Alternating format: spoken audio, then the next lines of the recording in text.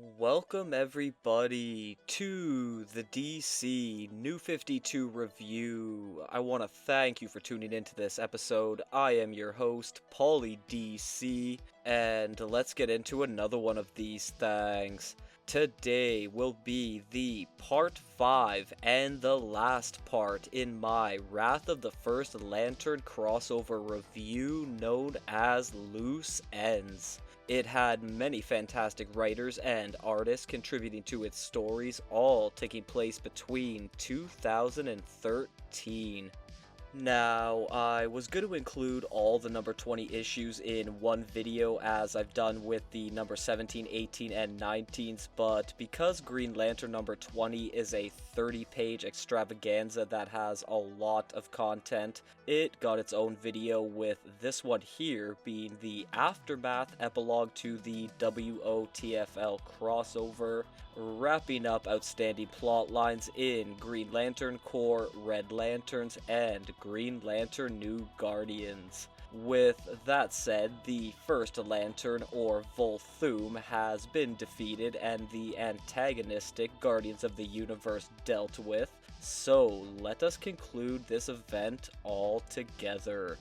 Green Lantern Corps number 20 starts up on Green Lantern headquarters planet Oa, with Guy Gardner and Kilowog finding the locked-up administrator GL Slack, who got put into the hole by the Guardians in this title's issue number 15, meaning he missed the Rise of the Third Army finale and the entire First Lantern event, but now is very happy to see his mates, with Kilowog giving him the bottom line of what went down in 4 simple words. Meanwhile, on the tranquil living planet Green Lantern member Mogo, it has been fully reformed by this point after John Stewart and Fatality Yira Sinril helped that entire process majorly throughout issues 13 to 16. The cool part here is Mogo can communicate with them, conveying its thanks, which of course leads into Johnny and Yira sharing this moment in a extra special way. They're a good-looking couple, no doubt about that. Also, no comment on them getting naked and most likely spreading certain bodily fluids onto a planet that's alive. Back over to Guy, he's with Slack in his data chamber, where it's found out Gardner's old foe from issue number 0 named Czar is still on the loose after the Guardians released him from the science cells to act in their Third Army machinations, but now he's free to do whatever he pleases due to the little blue men being wiped out, so Guy has some final business to handle with this nasty alien. Since the Blue Lantern Corps stuck around on Oa to help the GLs rebuild a bit, their leader Saint Walker is grabbed unexpectedly by Guy because the Blue Lanterns can overcharge Green Lantern rings beyond 100%, which is what's asked of Walker as the two zip away to Earth, where Czar already is ready to kill the entire Gardner family, who try to fight back best they can. SW says he'd wish to assist his friend with things, however, after he's juiced up Guy well above usual power, he is told that this is a personal matter, which finishes on Czar being completely eviscerated, leaving nothing but a burn mark behind, similar to what happens to nuclear bomb victims. Now that he's back home, though, Guy decides he wants to spend a couple months away from space, instead doing some local GL stuff, plus spending time with older brother Gerard, younger sister Gloria, and going on dates with, I thought that was his former girlfriend Tora Ice Olaf's daughter, but I don't think it is. Anyway, his siblings had a little bet going on to see how long their superhero bro would go until returning to the life, with Gerard winning due to Guy not even making it 3 weeks before flying off in uniform, ready for what's next. Red Lantern's number 20 opens on the entire Red Lantern Corps forming together in front of their leader Atrocitus while still on Oa due to them helping fight the first Lantern, and here it's announced that one last Guardian of the Universe was left by Sinestro for them to dispose of in their rageful way, and they were informed of this by high-ranking Yellow Lantern Corps member Arkilo, which sends Atrocity into full-on hunting mode. Damn, tough break for this Guardian. First he watches his buddies get torn apart by Parallax Thal, now this. Anyhow, the one human Red Lantern, Rancor, aka Jack Moore, decides to return to Earth to try and fix whatever type of relationship he sort of had with a lady named Kim, who he desperately tried to court since issue number 17 until the envious Bleeze screwed up everything, but regardless, he's a tad too late to arrive because a violent ex-boyfriend is in the middle of assaulting her. Rancor hits the scene not long after though and is fuming at what happened, causing him to grab Kim for a quick flight to her assaulter's location, wherein Jackie Boy scares the piss out of the guy with his construct abilities, a feature no other Red possesses I might add, and when he asks Kim how she wants this loser to die, the response is her slapping him across the face before scorning Jack for his raging antics, saying she wants nothing to do with it and to leave her alone. That's fair. Over to Red Lantern Corps headquarters planet Ysmalt, all of them are now aware that the creatures known as the Four Inversions have been draining their Crimson Central battery since Volume 2 when a foe named Abysmus nearly destroyed it outright. The Inversions have their backgrounds explained more fully in Red Lantern's number 0, but anyhow, this quartet seemed rather deadly when seen over the rise of the Third Army, and parts of this crossover even looking like they were gonna hurt RL member Ratchet after he discovered them, but he wound up just hanging out with the foursome, who even let him leave to help his corps mates fight Volthoom. However, at this time, some unpleasantries do commence as the Inversions use blood magic, causing the Reds to stop and falter on their attacks, until crafty female member Bleeze realizes their new enemy's powers aren't enough to actually hurt them, and oh buddy, does she let this fact be known in a sentence I never thought I would even come close to reading. Moving along, the Four Inversions admit they're not strong enough to fight the numbers the Red Lantern Corps has, and decide to vanish in retreat.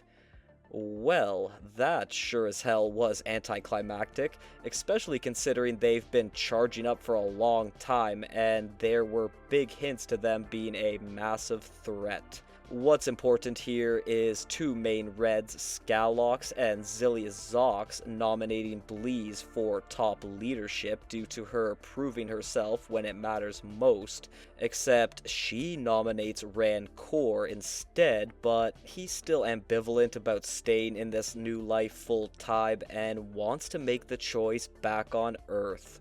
Not really sure how Atrocitus is gonna feel about these discussions for being usurped, but he's currently busy chasing down the last remaining Guardian and able to stop him with Napalm Breath, ushering in a desperate plea from this unnamed GOTU. However, after a short, kinda boring conversation plus memories of Atrocitus's dead family and pain caused to him due to the Guardians, a Mortal Kombat style lobotomy ends this chapter of the Red Lantern's leader. He then returns to RLC headquarters planet Ysmalt, wherein Scalox admits he suggested Bleeze replace him, but she says her service is to Atrocity, and this is followed by Rancor fully committing to the Reds, finding out now that their boss has had a recent epiphany / rageful enlightenment, pushing him into taking the Corps into a brand new direction.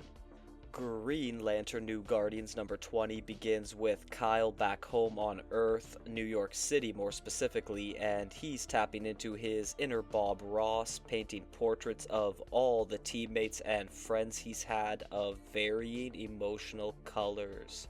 Raynor then decides to head to Oa, but runs into Saint Walker along the trip because the Blue Lantern leader just finished traveling with Guy halfway to Earth, and he actually isn't the happiest with Kyle because he couldn't save the Guardians Saeed and Ganthet who created the Blue Lantern Corps together. Well, those two ain't really dead, but it doesn't stop Walker from calling Kyle a failure in the nicest way possible, mind you.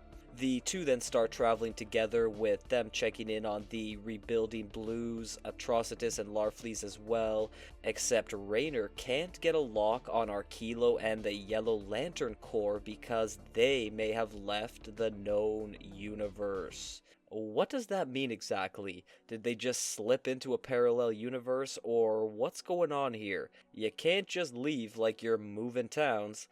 Whatever. Saint Walker chooses to accompany Raynor back to Earth, though, where various assistance is given with his Green Lantern power, and he's also caught spying on Indigo Tribe leader Iraq before the duo head to some war-torn areas where Star Sapphire love crystals are utilized to quell the many issues. Why hasn't he put all conflict on the planet to rest yet with these new amazing abilities? I don't know, and I don't care? Next up, Raynor brings up his deadbeat dad to SW as they travel across places suffering from famine, with us getting to see his White Lantern abilities make miracles happen, I suppose, by regrowing nature, so there's that, no big deal or anything. And this is followed up by Kyle finding his way home, with Walker giving some classic Blue Lantern advice about always hoping for better things. This time, more importantly, regarding family, allowing K-Man to contemplate those words during a painting session. Then, days later, he decides to track down his unnamed father, wondering if they maybe want to start some relations. Things then end with it being seen that Saeed and Ganthet are watching over Raynor, exclaiming how proud and thankful they are for him. Alright. Kicking off with dialogue, the stuff in Red Lanterns was some of the best in the Volume 3 book. Atrocity got some philosophical moments, the other main Reds actually had important speech regarding who they follow, while Kim posed the big question to Rand Corps as to why should the Red Lantern Corps even exist. Tony Bedard, meanwhile, was cooking in Green Lantern New Guardians. He added to the case that Saint Walker needed a solo miniseries or something like that, and much to my enjoyment, gave Kyle a new layer as he officially has time to speak with his new powers without a crisis happening in the background. Both of these characters were presented very altruistic and willing to give, yet they're also missing something from themselves. Over in Green Lantern Corps, the attention stayed with Guy, and the part featuring him trying to spend more time with his family contained mundane chatting, which I would have preferred to see more reflection from him and his thoughts on his New 52 adventures. Now, for art in GLC, there were satisfying images to end this storyline. John and Yida finally sealing the deal, Guy annihilating Zar and getting a stellar close-up closer. Then, in Red Lanterns, the work by Will Conrad was jarring, in-your-face, and extremely sly. There's just something about it that's extra cool looking. Zilius doesn't really appear like he normally does, though. His design does change in mercurial manner. Plus, Scalax unexplainably has both arms fully now intact. Lastly, for Green Lantern New Guardians, the use of colors makes it easy for me to speak on, and when you couple that with the array of backgrounds displayed, this came out as a great way to return Raynor to some original roots while expanding on the new ones. Finally, for plot, this trio of issues brought many things to a close. In GLNG, the inclusion of Kyle keeping tabs on all the other color cores was a great nod, considering that this title used to be a team book. There was setup hinted to the newest White Lantern saga, and the problem of him facing his crappy dad was decent, even though Father Rayner has been found many times in the past with different origins. In Green Lantern Corps, it truly was just a tie-up edition. Salak got recovered after being grabbed by the Guardians of the Universe in the Rise of the Third Army. Zar got dealt with from the Rise of the Third Army. Yira and Johnny finally got together after being sort of, I don't know, against each other seeming in the Rise of the Third Army. And to be fully honest, I ain't a huge fan of seeing what heroes do outside the costumes. Rounding out on Red Lanterns, all the plots on Atrocitus being overthrown were put to bed. Rancor is now a total red, so things were ready to progress in any direction chosen. However, the 4 inversions going out like total chumps admittedly had me shaking my head. That's gonna wrap up this review for today, and I want to personally thank you for watching until the end, and to please like, share, and subscribe. Please follow me on all my social media platforms, and to please join me next time for Swamp Thing Volume 2.